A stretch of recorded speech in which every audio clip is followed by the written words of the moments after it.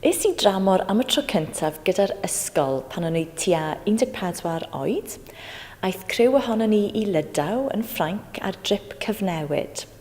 Arhoses I gyda merch hyfryd yr enw Gaidig a'i theulu ac fe ges I amser gwych.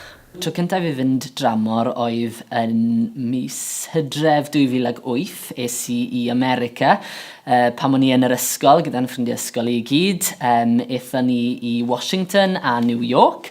A pan o'n I na, eithon ni lan I weld sioe yn Broadway. Legally Blonde oedd y sioe eithon ni weld.